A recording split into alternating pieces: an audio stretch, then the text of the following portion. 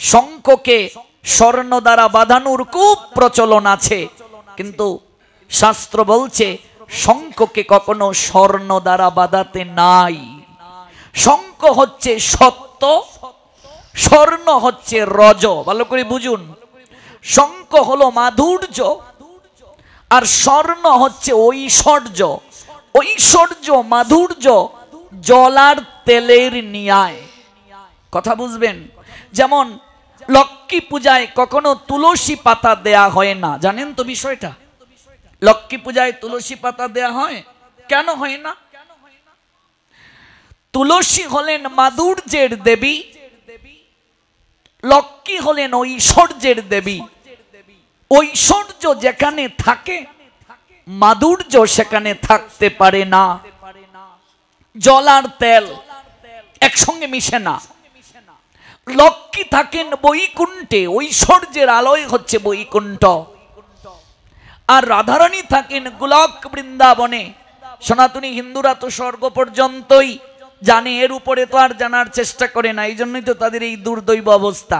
এমনকি মানুষ মরলে পরে নামের আগে লেখে স্বর্গীয়, এটাও তো ঠিক নয় লেখা। মৃত্যু যার হয়ে গেছে তাকে পরিচয় দিতে গিয়ে আমরা লেখি স্বর্গীয় অমুক সাহা, স্বর্গীয় অমুক রায়, অমুক দেবনাথ ইত্যাদি ইত্যাদি। আপনি স্বর্গীয় কেন লিখলেন যদি আপনাকে প্রশ্ন করা হয়, আপনি কি বলবেন? আপনি বলবেন আমরা তো সব সময় স্বর্গীয় লিখতেই দেখেছি। এই উত্তর ছাড়া আমার মনে হয় কেউ আর কিছু বলবে না। যদি কাউকে বলা হয় কেন করছেন, অনেকেই বলে করতে হয় বলেই করছি, শাশুড়িও সিঁদুর পড়েছে আমরাও পড়ি। কেন 7 পাকে বিয়ে করলেন?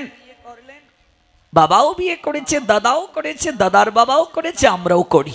কিন্তু কেন করলেন? ওই কেন কেন কেন এই কেনর উত্তর যতদিন চিত্তে না জাগবে ততদিন শ্রদ্ধা জাগবে না। কেনটা আপনার মনে সব সময় জাগতে হবে। ছোটবেলা থেকে আমি খুব কৌতূহল প্রিয় ছিলাম। মাকে বললাম এটা এভাবে কেন, এটা কেন হলো? মা বলছেন তুই এত প্রশ্ন করিস কেন রে? বলছি না এটা কেন হলো। যেমন ভারতে একজন গোষ্ঠীর মারা গেল, এবার সব ডেক বাসন ধোয়া ধুই যে শুরু হলো, বিছানার চাদর। আমি বললাম মা সব ধুইলে তোষকটা ধুইলে না কেন? এই হতচ্ছাড়া তুই এত প্রশ্ন করিস কেন? আমি বললাম মা তো জাতক শৌচ চাদরে লাগলো, ডেক বাসনে লাগলো, সুফার কভারে লাগলো, সুফার ফর্মটা ধুইলে না কেন?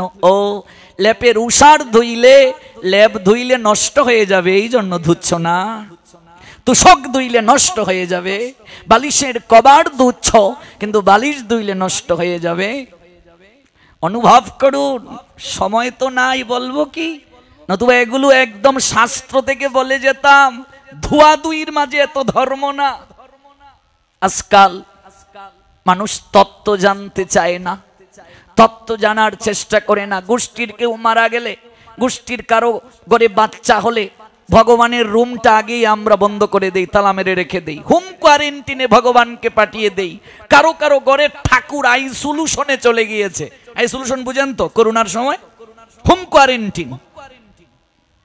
আমি এক জায়গায় গেলাম, বরিশালের কোনো এক জেলায়, নাম বলবো না, 11 বছর পর বাচ্চা হলো।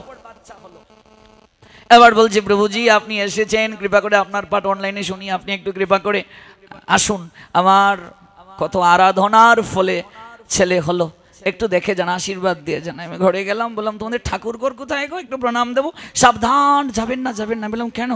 জাতক, আমাদের জাতক, ঠাকুর ঘর দরজা বন্ধ, তালা মারা। জানেন 11 বছর এই ঠাকুর ঘরে আমি কত কান্না করেছি প্রভু, ঠাকুর আমার ডাক শুনলেন। আমি বললাম বাহ, 11 বছর যার চরণে কান্নাকাটি করলে ওই ঠাকুর কৃপা করে ছেলে দিল, তাকে পুরস্কার রূপে সর্বপ্রথমেই তালা মেরে রেখে দিলে। যে ঠাকুর 11 বছর পর তোমার মুখে হাসি ফুটালো, তোমার কুল আলো করলো, সন্তান দিল, আর তাকে এমন প্রতিদান দিলে, সর্বপ্রথম তার ঘরটাই বন্ধ করে দিলে। মনে রাখবে ওই ভগবান দিতে যেমন জানে, নিতেও জানে। অবাক হয়ে আমার মুখ দিকে তাকিয়ে আছে, বলছে করবো কি? বললাম জাতকে তুমি না খেয়ে থাকো। তোমরা কেউ থাকো গো? গোষ্ঠীর কারো করে বাচ্চা হয়েছে না খেয়ে থাকো? গোষ্ঠীর কেউ মারা গেল, কেউ না খেয়ে থাকে? ব্যবসা করা কি বন্ধ? চাকরি বন্ধ? কেন? আমাদের বেশি ছেলেরা প্রেম করা বন্ধ নাকি? যে গোষ্ঠীর একজন মারা গেছে, আমি তোমার সঙ্গে শোনা কথা বলতে পারবো না, প্রেম টিকবে না। বলবে তুই কোন ফুরির লগে টাঙ্কি মারতে রে? তুই কস্তর গোষ্ঠীর কেউ মারা গেছে, তো গোষ্ঠীর কেউ মারা গেছে, প্রেমও চলছে, সিরিয়াল দেখা বন্ধ গো। মা গোষ্ঠীর কেউ মারা গেছে সিরিয়াল দেখো কেন? সিরিয়ালও চলছে, ব্যবসাও চলছে, চাকরিও চলছে, সব চলছে, আমি খাচ্ছিও। আচ্ছা খাওয়া বন্ধ গো? দেখবে কেউ মারা গেছে, আত্মীয় স্বজন আইলো, ও মেজদি রে কানতেছে। আচ্ছা কান্নাকাটির সময় কি খাওয়া বন্ধ? খাইয়াতেই আবার কান্দে, খানি বন্ধ করে কান্দা কাটি নাই। যতই কান্নাকাটি করবে খাওন লাগে, ও মেজদি রে কইয়া কানলো 5 মিনিট পরে আবার খাইলো। আরেকজন আইলো, ও শেষদি রে কানতেছে। খাবার বন্ধ? তো তুমি খাবারও খাচ্ছ, সিরিয়ালও দেখছ, টিভি দেখছ, ব্যবসা করছো, চাকরি করছো, বাজার করছো, সব করছো, আর ঠাকুরকে বলছো তুই না খেয়ে থাক, তোর অসৌচ, তুই না খেয়ে থাক, তোর জাতক, তোর অসুস্থ, তুই না খেয়ে থাক। তুমি সব করছো আর ঠাকুরকে বলছো তুই না খেয়ে থাক। এবার কিছু লোক বলে মরা বাড়িতে সেবা দিতে নাই।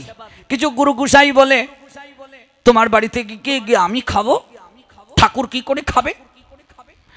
মরা বাড়িতে উলুধ্বনি দিতে নেই, মরা বাড়িতে কাশি বাজাতে নেই। এবার আমি আপনাদেরকে একটা প্রশ্ন করছি বিনয়ের সঙ্গে, এই পাকুল্লাতে মরা বাড়ি ছাড়া কোনো বাড়ি আছে? কথা বুঝেননি? এমন কোন বাড়ি আছে যে বাড়িতে কেউ মরে নাই? মরা বাড়ি ছাড়া কোনো বাড়ি আছে? জগৎটাই তো মৃত্যু লোক, জগৎটাই তো মরা বাড়ি।